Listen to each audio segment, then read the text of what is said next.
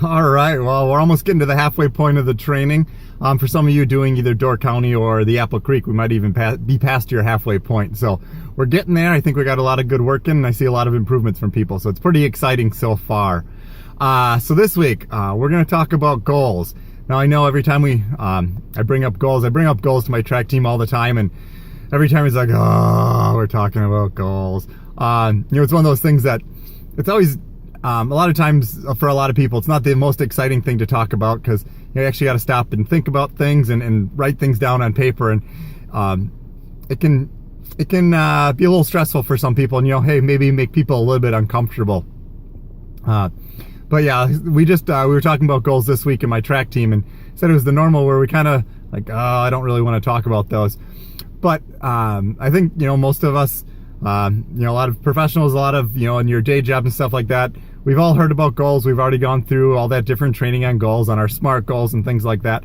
So I'm not going to go too much into details of that, because I think most of us we've heard all of that, and most people know that studies have shown time and time again that those people who have goals are more successful in the things that they do, more successful in life. And what's really important is those people who actually write down their goals versus just think about them and keep them in their mind. The people who write down their goals have more chance of actually hitting those goals and being successful. So, foreshadow to what our challenge is going to be this week. But I just want to talk about a couple little things with two points, both related to goals, but coming from different angles. So the first one, this actually came based on a conversation we were having after the run here on Saturday, was when you're looking at your race schedule, most people have their either their goal race or their A race. People have different names for it, but kind of that main thing you're shooting for. So make sure if you have that you really always remember what that is, what that main race you're shooting for, and the things that you're doing are really gearing yourself towards that A race. I do it myself sometimes. I've got my A race, but there's a couple other fun things that I'd really like to do. And really stepping back and saying, okay, well, what's my A race, and does this new fun thing I want to do, does this help me get to my A race and accomplish that goal that I have for my A race? So that was the first thing I wanted to kind of put out there, that other reminder, because I have to remind myself of that all of the time. Because there's all these fun races that I want to go out and do, or go out on the trails and run some trails. But well, hey, it's a week before my A race. I probably should be smart and really focus on what my A race is.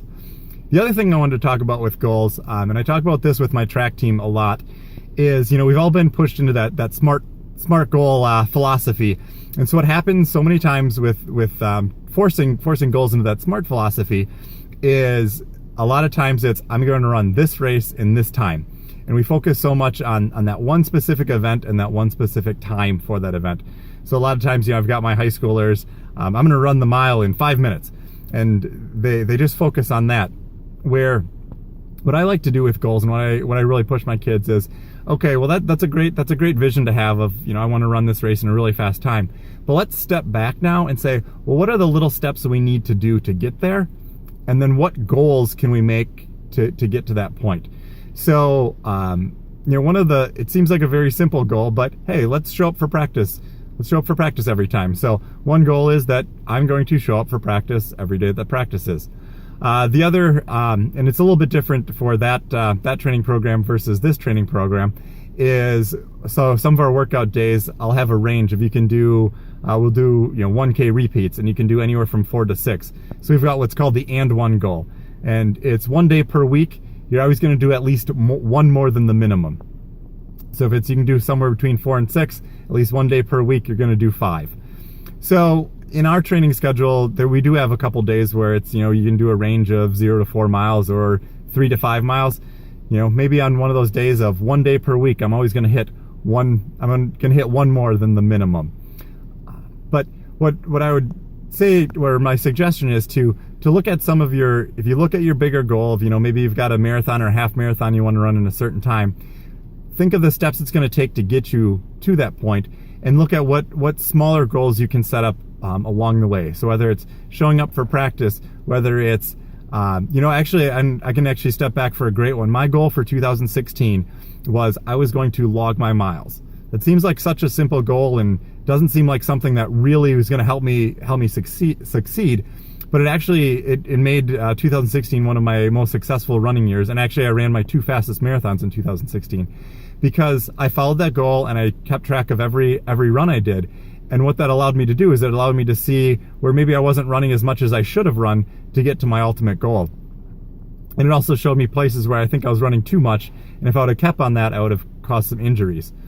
So what I'm suggesting people to do is think about what your overall goal is, what your vision is, what that A race you have is, but then think of at least one or maybe 2 or more goals that'll help you get there. And they can be smaller, and they can, like I said, with my goal last year of keeping track of how many miles I was running and logging my miles, they can be what seems like a small trivial goal like that, but identify what that goal is going to be and write it down. If you want to take it one step farther, post it out on the Facebook page. You want to take it even one step farther, make a video and post that video out to the Facebook page. But again, the studies have shown time and time again, those people who have goals are more successful. Those people who write down the goals are even more successful. And those people who share those goals with others are even one step more successful than that. So think about that this week. Think about, one goal, and it can seem like a small goal, and it might seem like a small goal to you. But when we start sharing them, another thing that helps is part of this community that we've built. When you share those with somebody else, someone might say, you know what, that's actually a good goal. That might be something I should do. And you might help somebody else. So let's go out, have a great week, have some good runs. And the more we share with each other, the more we're helping each other out. And that's what makes this program such a great program. We'll see everyone Wednesday. I won't see you next Saturday. I'm going to be running my A race for the year. And so hopefully the goals I put before me help get me in the position I need to really be successful in that race. So we'll see everyone on Wednesday.